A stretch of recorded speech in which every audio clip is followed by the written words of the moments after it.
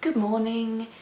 It's Tuesday the 30th of January, so today I have my follow-up appointment at the hospital with the orthopaedic doctor who's going to check on my hip and hopefully give me some more information about what I should do next. I know when I originally went to A&E with the issue that the orthopaedic doctor just didn't believe me at first until he actually felt it and realised that it is happening. So I'm hoping that information will be passed on to the doctor I'm seeing today, because trying to explain all that again is an absolute nightmare. But I am glad things are progressing with it, so I'm glad I've got the appointment today.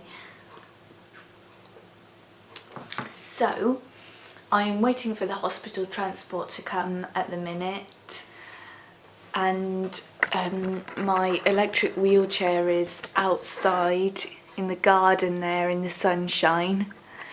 So,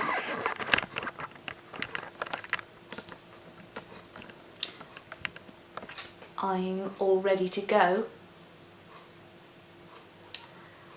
I really hope the transport turns up today, because I really want to go to this appointment.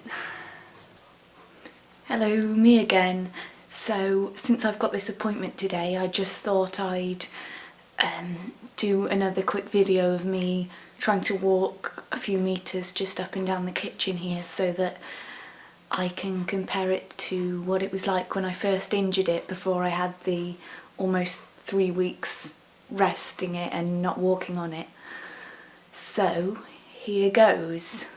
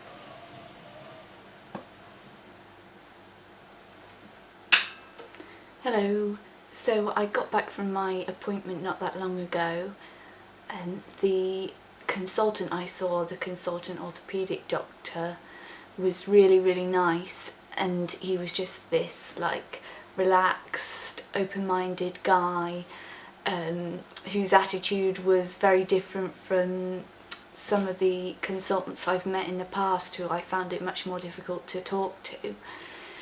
So I gave him some positive feedback on that. I mean, I said that I thought that he came across as really open-minded and that it made him much more easy to speak to as a patient. And he said that he does make an effort to try and do that, so hopefully he'll continue to do that, and hopefully I let him know that his efforts are working. Anyway, about my actual hip, there's sort of two potential problems here, not one. So the first problem, which the doctor is very sure, he said 95% sure that I have, is something called snapping fascia lata.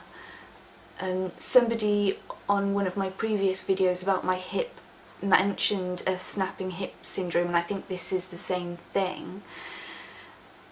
And I'm not sure exact details, but it's where some part of your anatomy sort of snaps over the prominent bony part where your hip is, and makes the whole thing jump, and it comes out of the side of your hip and it just jumps back and forth.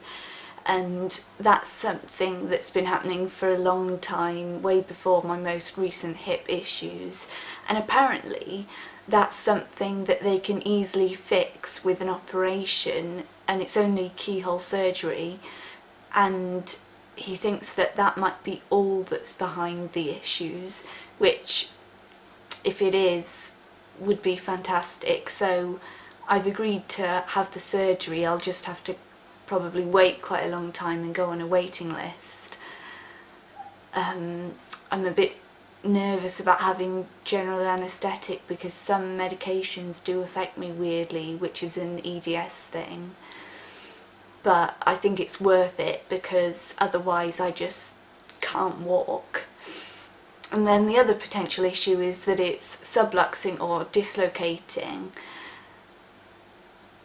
every time I'm walking, which seems like something that plausibly could also be happening.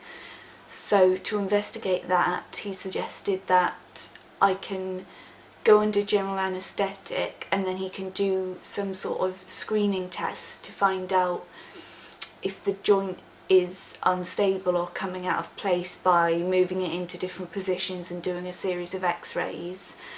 So if that all comes back normal, then it may just be the snapping fascia lata which is the problem. So in that case the operation will fix it, and I can have them both done at the same time, the screening thing just before they do the surgery for the snapping bit. And so that way I'll find out the answer either way. And I told him that I was really happy with that idea because I'm somebody that likes to get to the bottom of everything, and if there's something it's possible to know, I want to know. So overall I think my appointment today has been really positive, and even though it might be a bit nerve-wracking having surgery, I don't really have any other alternative if I want to keep the ability to walk, which I do.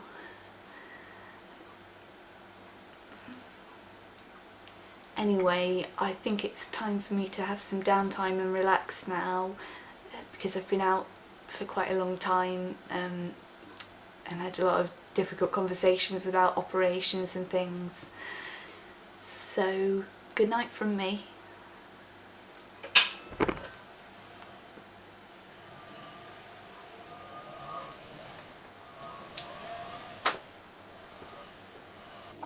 So I sometimes get these weird allergic reactions to things that I've never been allergic to before, and at the minute it's my Fitbit bracelet. So you can see here where I was wearing it on my wrist, the skin's just turned really red and horrible. So I've taken it off and put it on the other wrist,